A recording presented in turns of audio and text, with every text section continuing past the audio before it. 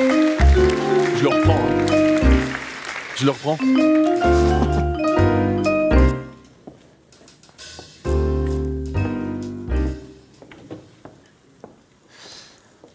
Bonjour à tous. Excusez-moi pour la redondance des informations. J'ai découvert ce matin le joli générique. Enchanté d'être parmi vous. Donc, mon nom est Blaise Roulet. Comme m'a présenté Olivier, je suis responsable pour Salesforce de la Suisse et de l'Autriche. Salesforce, c'est un de ces monstres technologiques et surtout le leader mondial aujourd'hui dans les outils de gestion de la relation client. Mais je n'ai pas fait que du Salesforce. J'ai l'habitude de dire que c'est mon premier job. Parce qu'avant ça, j'ai été entrepreneur et j'ai été entrepreneur pendant un peu plus de 20 ans. Avec une activité en Suisse, en Europe. Donc j'ai créé un certain nombre de sociétés. Et depuis 20 ans, je suis baigné dans ces mondes de la nouvelle technologie. D'ailleurs, c'est assez drôle de retrouver ici Arnaud, qui est disparu, qui était mon assistant quand j'étais à l'université en informatique. Et ce qu'on appelait à l'époque Sales 2.0, ce que j'ai appelé Sales du 0, ce qui est transformé maintenant en digitalisation et numérisation, est un sujet qui me passionne depuis bien longtemps. Quand j'ai rencontré les organisateurs, Cédric, Olivier, on a discuté, ils m'ont présenté le titre de la conférence et ils m'ont demandé voilà, qu'est-ce que ça résonne chez toi, avec évidemment, vu mes origines et mon travail, d'avoir une réponse un peu technologique. Mais je pense que ma réponse est un peu surprise. J'aurais dit, écoutez, moi, j'ai envie de passer un peu plus de temps à parler de culture. Alors, pas de la culture suisse, pas de la culture d'Yverdon ou aztèque, mais la culture client. Qu'est-ce que ça signifie dans une entreprise d'avoir une culture client, ce que j'ai aussi l'habitude d'appeler un ADN client. Alors, ça semble assez évident, comme a dit Emmanuel, de bien traiter son client ou d'avoir des processus orientés client, sachant que c'est eux qui payent les salaires, mais dans la réalité, c'est un petit peu moins évident. Je rencontre des sociétés tous les jours, et ça depuis de nombreuses années, et je suis toujours assez stupéfait de voir à quel point le client n'est pas au centre toujours des préoccupations. J'ai eu la chance depuis 20 ans de fréquenter, d'interagir avec une société qui est un de nos fleurons ici, qui est Nespresso, et qui est une société qui depuis 20 ans met le client au centre de ses préoccupations. Alors ce slide est un assez vieux slide de Nespresso qu'ils avaient l'habitude de présenter à l'époque, qui montrait le succès de Nespresso. Et le succès de Nespresso, ce n'est pas seulement les machines et l'excellent café que vous connaissez tous, mais c'est cette trilogie. Et dans cette trilogie, vous voyez qu'il y a la machine, le café et des services personnalisés qui étaient magnifiés chez Nespresso par ce qu'ils appelaient le club. Mais finalement, le club, c'est une série de process qui sont orientés clients, et toute la société chez Nespresso, tous les employés ont cet ADN important d'avoir le client au centre de leurs préoccupations. Ça m'avait frappé il y a très longtemps quand je regardais deux sociétés qui sont quelque part beaucoup de similarités. C'est pas forcément évident sur ce slide, mais c'est deux sociétés qui ont un produit qu'on appelle des produits fermés.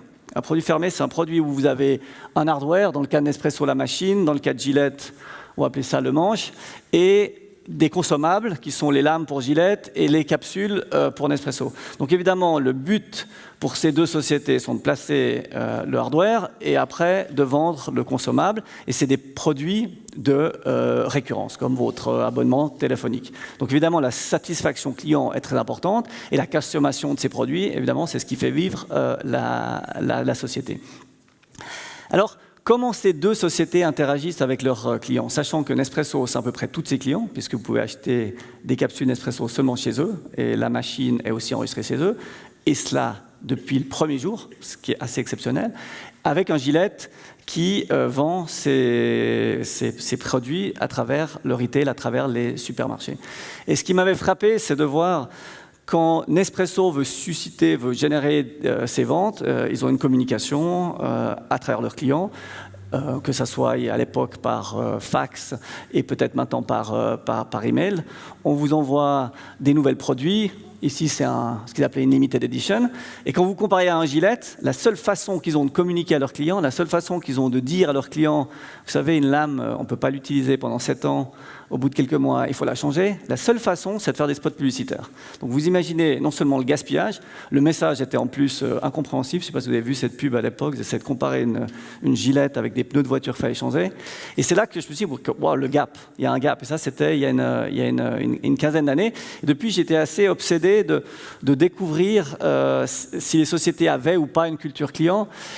Et est-ce qu'elles avaient vraiment placé le client au centre de leur processus? Donc, qu'est-ce que ça veut dire au centre de leur processus? C'est-à-dire, est-ce que vous avez des nombreux métriques clients, pas un seul, mais des nombreux processus clients sur toute l'étape d'achat ou même l'étape après où vous traitez avec votre client? Est-ce que vous donnez un certain nombre de responsabilités importantes à vos employés qui sont ce qu'on appelle en front line, qui sont en contact avec le client pour prendre les décisions et pas qu'ils doivent toujours se référer ou revenir discuter avec vous 4 jours plus tard? Est-ce que votre management a en permanence dans ces board meetings, dans ces discussions, des métriques de nouveau, des discussions autour de la satisfaction client? C'est ça aujourd'hui que j'essaye de découvrir un petit peu chez mes clients. Et c'est là où la présentation devient un petit peu interactive. J'aimerais savoir si vous considérez que vous avez aujourd'hui dans vos sociétés une société ou que vous avez une société qui est orientée autour du client. Alors la question là, elle est un petit peu ouverte, donc je vais essayer d'affiner. Est-ce que si je vous réveille la nuit, vous êtes capable de me dire mon taux de satisfaction au client est X? Ou si vous êtes familier avec la dénomination NPS, Net Promoter Score, qui est le score ou la tendance qu'a un de vos clients à vous recommander à un ami ou à une connaissance. Donc qui est capable de me donner leur chiffre de satisfaction client aujourd'hui? Je suis un peu spot, mais ça a l'air très faible. Autre question, est-ce que vous avez des processus bien implémentés, bien huilés en cas de risque d'attrition, de risque de départ d'un de vos clients? J'ai rencontré un client qui a un processus qui s'appelle Red Account.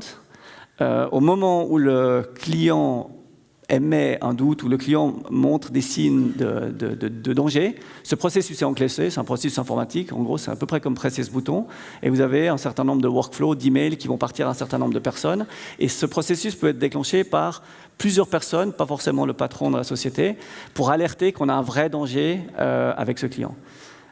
Deuxième question, est-ce que dans vos sociétés, vous avez des processus aussi bien huilés, établis que ça, pour parer à la perte d'un client? D'accord. Donc effectivement, on voit par ces 2-3 questions qu'il y a encore un petit peu de travail. Et c'est là où il y a un gros problème qui est arrivé. Il y a un gros problème qui est arrivé il y a 10 ans, c'est la technologie.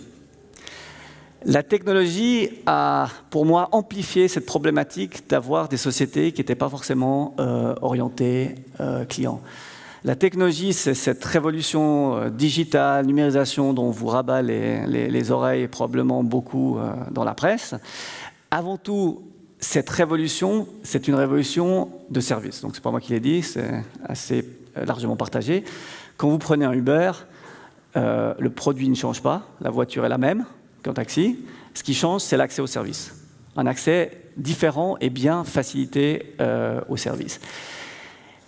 Et ma croyance, c'est que si vous avez une société qui était à la base déjà une société orientée client, qui avait déjà des processus clients, même si c'était en utilisant des filofax ou des cartes clients, avec l'arrivée de la technologie, vous êtes quand même dans une situation de faire un succès. C'est-à-dire vous êtes quand même dans une bien meilleure situation que si vous aviez une société qui était plus orientée sur le produit que sur le client, du fait de cette révolution du service.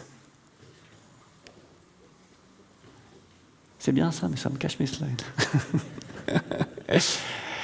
Alors, juste pour donner un éclairage de cette expérience client, si vous mettez sur 2 axes les efforts des employés et les efforts de vos clients, et si je prends l'exemple qu'on connaît tous de l'assurance.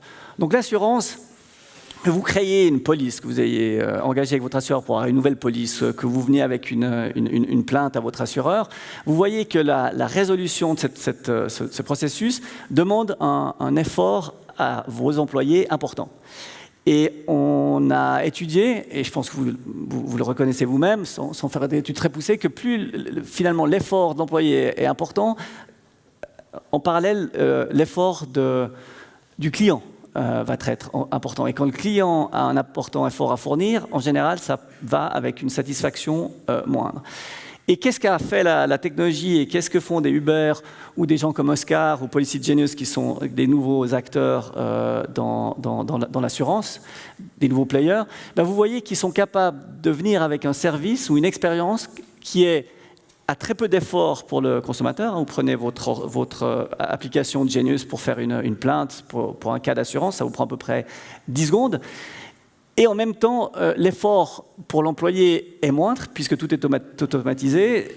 Évidemment, vous comprenez qu'avec ça, la productivité, les coûts pour l'entreprise sont moindres, et évidemment, la possibilité de déployer ce service beaucoup plus largement pour les entreprises, puisque vous avez beaucoup moins de dépendance avec une équipe d'employés forte.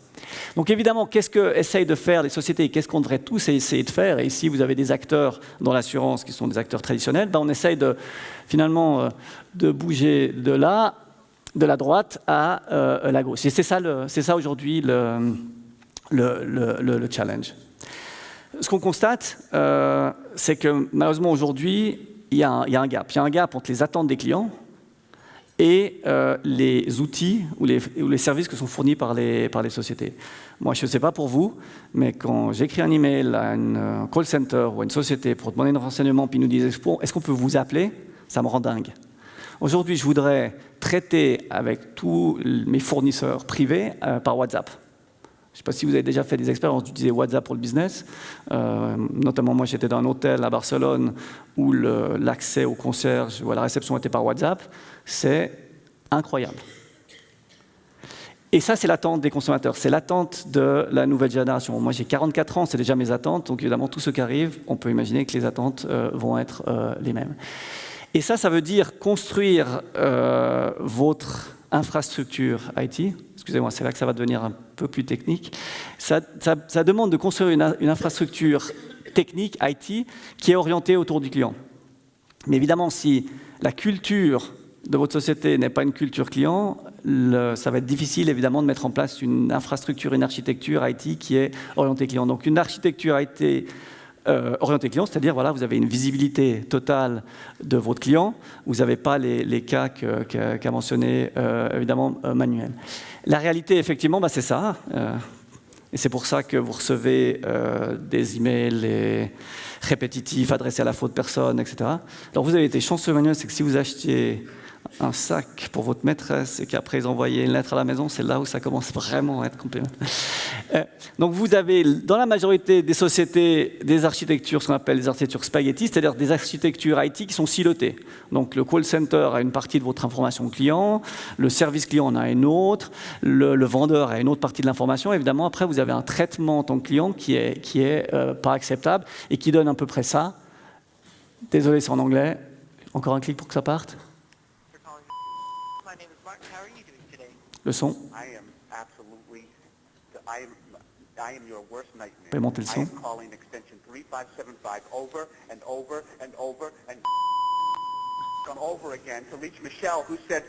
To call her there. She wants to talk to me. She's been dealing with my situation for 2 days now. And I've been on the phone for 3 hours trying to reach her. And every time I call that number, I get your department.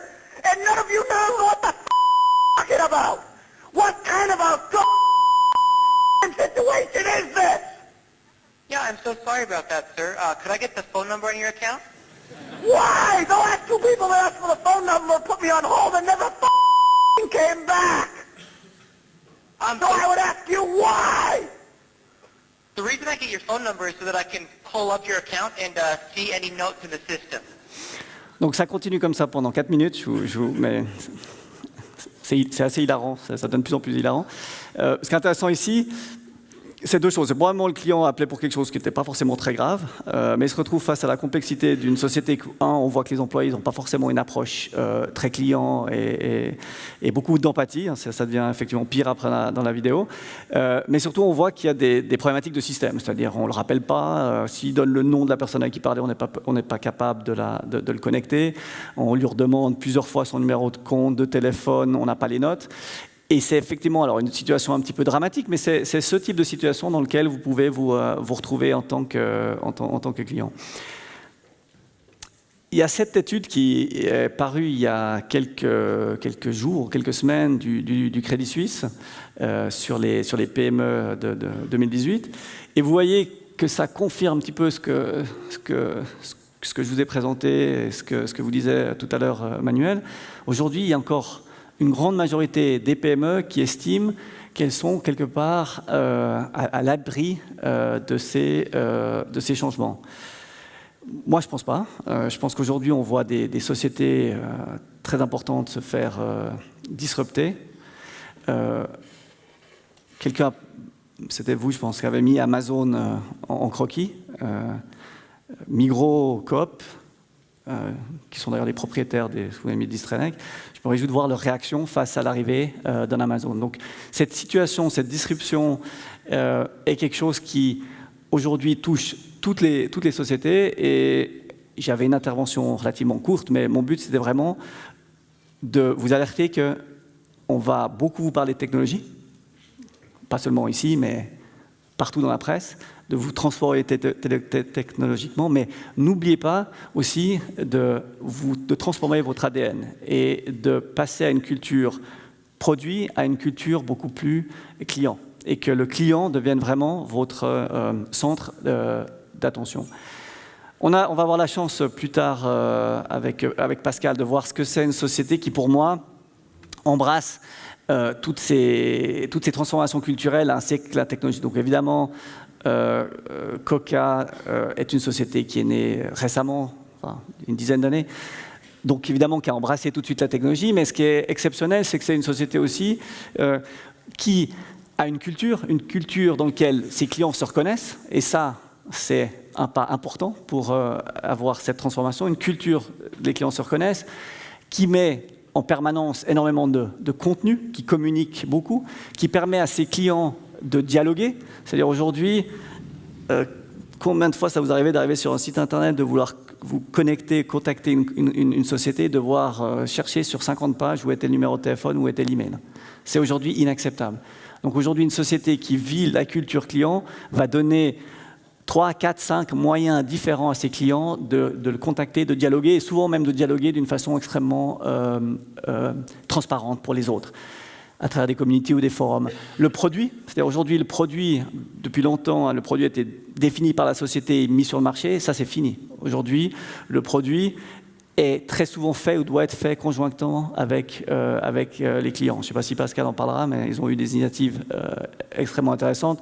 Dans ma société Salesforce, où on fait du software, on a une communauté, je crois, de plus de 1 million d'utilisateurs qui peut venir en permanence soumettre des idées d'amélioration de produits, de voter. Après, d'autres vont venir voter. On a des features produits qui récoltent 10 000 à 15 000 votes. Et c'est à travers notamment cette communauté qu'on va définir la version suivante, sachant qu'on fait une nouvelle version tous les 4 mois. Donc, énormément des versions qui sont mises sur le marché dans notre société sont influencées par les idées qu'on reçoit de nos clients. Et finalement, l'employé, c'est-à-dire l'employé qui a une place différente, qui a une place où on doit lui donner beaucoup plus de créativité et la possibilité, évidemment, d'être plus engagé avec le client. En conclusion, je vais juste citer notre ancêtre Darwin, qui disait que ce n'étaient pas les espèces forcément les plus solides, les plus fortes, ou les plus intelligentes qui allaient survivre, mais celles qui étaient capables de se transformer. Et je pense qu'aujourd'hui, toutes les sociétés, dans n'importe quelle industrie, vous avez parlé de la banque, vous avez parlé du retail, j'ai mentionné l'assurance, Je pense que la presse, on a déjà tous vu la disruption de ce qui s'est passé. Donc toutes les industries aujourd'hui sont face à ces changements. Et de nouveau, pour moi, ces changements, il y a un changement technologique, mais aussi un changement culture, d'ADN à mettre dans nos sociétés pour avoir cette orientation un peu plus client. 30 secondes, parfait. Je vous remercie. C'est la fin de ma présentation et j'aurai, j'imagine, le plaisir de vous rencontrer plus tard lors des différents dîners ou apéros. Merci beaucoup. Restez par là. Comment est-ce que vous expliquez finalement que le client, alors que c'est une évidence sur le papier qu'il doit être au centre, qu'il y ait ce gap quand même assez important dans les sociétés, alors que finalement on part d'un postulat de base qui est évident et qu'on ne soit pas assez orienté client peut-être? Difficile question. Non, c'est quelque chose que j'ai, je dois vous l'avouer, jamais vraiment compris. Du fait de mes origines et comment j'ai commencé ma carrière, pour moi, c'était de toute manière évident que le client soit le plus important. Maintenant, si vous regardez, je ne sais pas, l'histoire de l'économie, on a développé des ingénieurs, énormément d'ingénieurs. Donc, on a une société qui a été à la base construite effectivement sur le produit. Je crois que Manuel l'a mentionné aussi sur la Suisse. Donc, on est venu du produit. Il a mentionné le challenge de nos horlogers.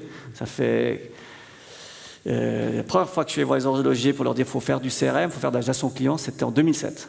J'ai rencontré un des patrons d'une des plus grosses marques qui m'a dit « Écoute Blaise, on a aujourd'hui plus de demandes que de production, donc la relation client, hein, c'est pas important. » J'en ai un autre qui m'a dit « Bon, on met des affiches dans l'aéroport ou avec George Clooney ou sans George Clooney et ça marche. » Ça tout a changé en 2008-2009. Donc je pense que c'est plutôt, c'est pas tellement qu'on voulait pas s'occuper du client, c'est plutôt qu'on est parti d'un angle plus produit, les études business, les études d'engineering, qui arrivaient à cette situation. Ouais. Merci beaucoup. On peut l'applaudir s'il vous plaît, on se retrouve tout à l'heure. Avec plaisir. Merci. Merci Olivier. Vous aurez tout à l'heure la possibilité de poser vos questions, notamment à Blaise Roulet et les deux autres intervenants, juste avant la pause. Alors, on parlait de clientèle, on parlait évidemment aussi de données. Manuel Leutel l'évoquait, avec cette masse de données clients toujours plus importante, d'ailleurs, que vous possédez.